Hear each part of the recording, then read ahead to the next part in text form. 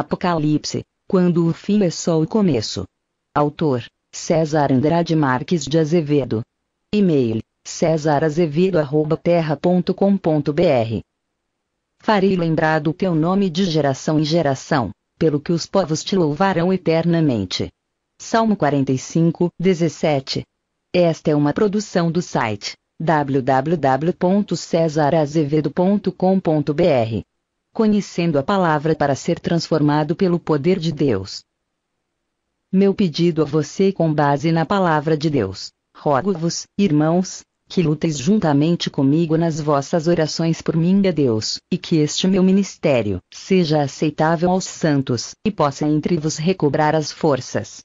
E o Deus de paz seja com todos vós. Amém.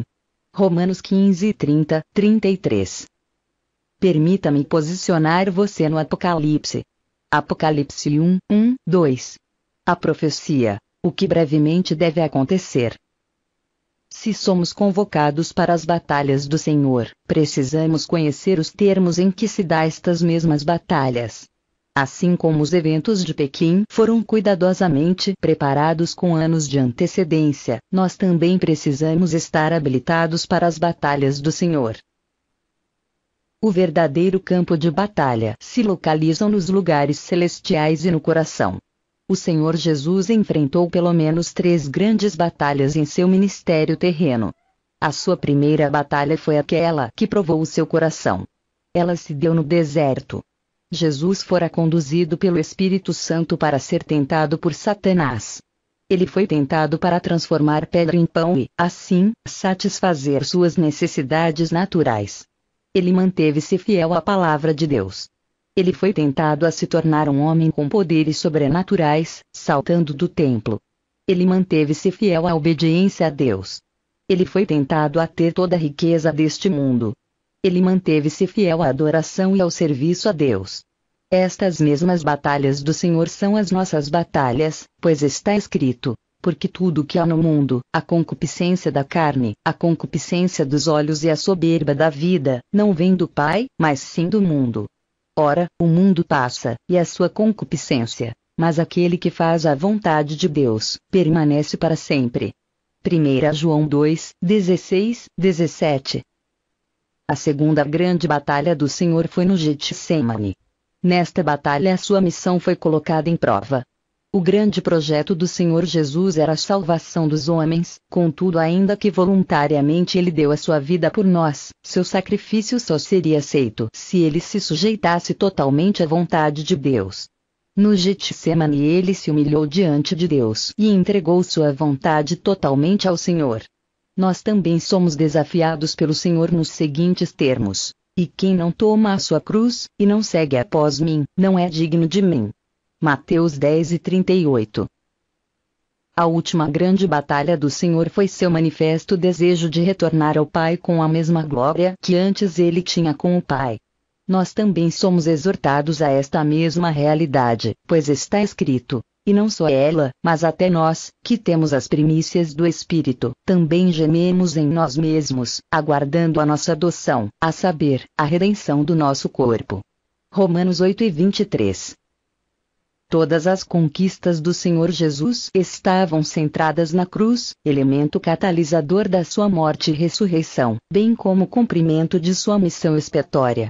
Está escrito: porque convinha que aquele, para quem são todas as coisas, e por meio de quem tudo existe, em trazendo muitos filhos à glória, aperfeiçoasse pelos sofrimentos o autor da salvação deles. Hebreus 2 e 10.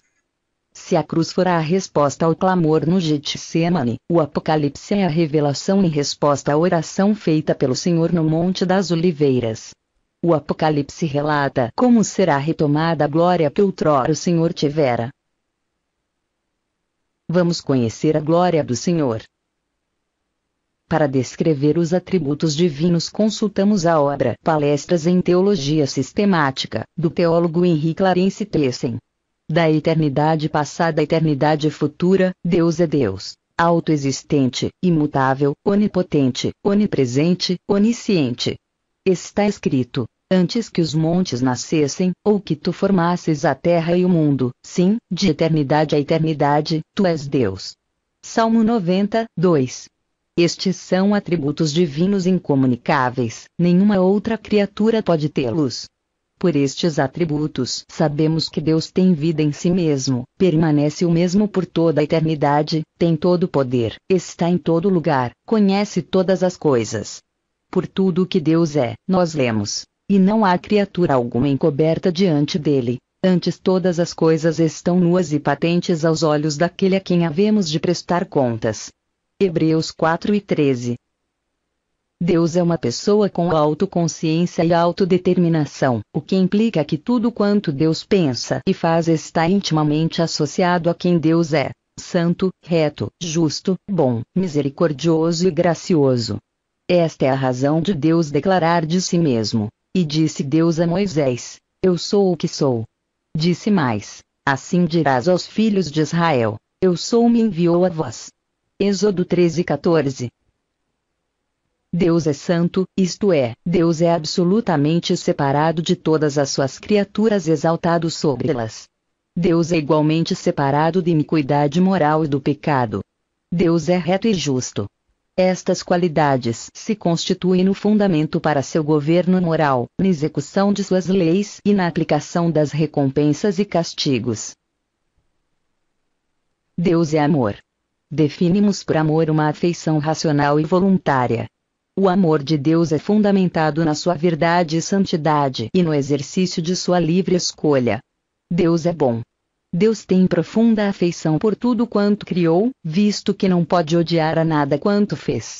Ao declararmos que Deus é amor, estamos declarando também que Deus é trino, isso é, um único Deus manifesto em três benditas pessoas: Deus, o Pai, Deus, o Filho e Deus, o Espírito Santo.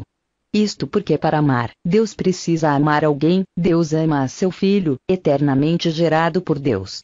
Mas se Deus gerasse seu Filho como uma mulher gera um filho, ele teria criado outro Deus. Todavia Deus é um, fora dele não há outro. Portanto, para que Deus pudesse gerar eternamente seu Filho e permanecer em unidade, teria de haver, como há, uma terceira pessoa, o bendito Espírito Santo, que procede do Pai e do Filho. Assim, Deus, o Pai, Deus, o Filho e Deus, o Espírito Santo são um único Deus, pois compartilham da mesma natureza, da mesma essência, todavia são três pessoas, cada uma delas em si mesmo, dotado dos mesmos atributos que todos têm. Deus é misericordioso. Misericórdia é a opção que Deus tem que o impede de entregar às criaturas que quebraram sua lei à sua própria sorte. A misericórdia divina implica em Deus agir em bondade para com todos aqueles que se encontram em miséria ou afeição. Deus também é gracioso, manifestado no amor que estende a quem não o mereceria de modo algum. Deus é verdadeiro, genuíno e real. A verdade de Deus está relacionada com o que ele revelou sobre si próprio e com o que ele diz. A suma do que foi dito é que Deus não pode ser tentado pelo mal e a ninguém tenta. É o que está escrito em Tiago 1:13. Deus é santo e, por opção, criou os anjos e os homens dotados de vontade própria, em condições de optarem por um ato livre de revolta contra Deus. A desobediência tanto dos anjos caídos, conforme lemos em Ezequiel 28:15, quanto dos homens, registrado em Gênesis 3:6, aconteceu única e exclusivamente por vontade destas criaturas no exercício de sua vontade própria. Segundo Strong, a opção do homem pelo pecado jamais poderá ser explicado pela razão, porque esta escolha se constituiu num ato de arbitrariedade irracional com o único propósito de se afastar de Deus, entronizando o ego. A queda do homem teve como resposta da parte de Deus a cruz de Cristo, pois Deus não pode perdoar o pecado sem executar sua sentença de morte, Gênesis 2:17, ou seja, a única condição para Deus aceitar um pecador é pela morte do inocente em seu lugar. Está escrito: porque todos pecaram e destituídos estão da glória de Deus, sendo justificados gratuitamente pela sua graça, pela redenção que há em Cristo Jesus, ao qual Deus propôs para propiciação pela fé no seu sangue. para demonstrar a sua justiça pela remissão dos pecados dantes cometidos, sob a paciência de Deus, para demonstração da sua justiça neste tempo presente, para que ele seja justo e justificador daquele que tem fé em Jesus. Romanos 3:23, 26. Ao morrer na cruz, Jesus se fez como o Cordeiro de Deus oferecido pelos sacrifícios de nosso pecado. Lemos em João 1:29. No dia seguinte, João viu a Jesus, que vinha para ele, e disse: Eis o Cordeiro de Deus, que tira o pecado do mundo. Jesus é o Cordeiro de Deus, porque ele tomou sobre si as nossas enfermidades e as nossas dores levou sobre si. Esta passagem bíblica está em Isaías 53:4. Na cruz, Jesus Cristo foi ferido pelas nossas transgressões e moído pelas nossas iniquidades, conforme lemos em Isaías 53:5. Assim seu sangue derramado se tornou o fundamento da redenção do homem e essência da mensagem do Evangelho. Portanto, a síntese da mensagem do Evangelho, as boas novas dadas aos homens, é que Deus estava em Cristo reconciliando consigo o mundo, não lhes imputando os seus pecados. É o que está escrito em 2 Coríntios 5:19. A cruz de Cristo é o meio pelo qual Deus salva o pecador. Esta verdade só entendemos se o próprio Deus nos-la revelar, porquanto tudo quanto Deus é em si mesmo e tudo quanto faz só se torna conhecido aos homens mediante a revelação que o próprio Deus faz. Vamos agora conhecer o que é revelação. Revelação é o ato de Deus pelo qual ele se mostra ou comunica a verdade à mente humana. Revelação é o meio pelo qual Deus torna manifesto às suas criaturas aquilo que não pode ser conhecido de nenhuma outra maneira. A Bíblia em si mesmo é a revelação da palavra de Deus. Assim, tudo quanto Deus é em si mesmo e tudo quanto faz só se torna conhecido aos homens mediante a revelação que o próprio Deus faz. No próximo vídeo vamos conhecer as condições espirituais da Igreja à luz da revelação divina. Farei lembrar do teu nome de geração em geração, pelo que os povos te louvarão eternamente. Salmo 45:17. Esta é uma produção do site www.cesarazevedo.com.br. Conhecendo a palavra para ser transformado pelo poder de Deus.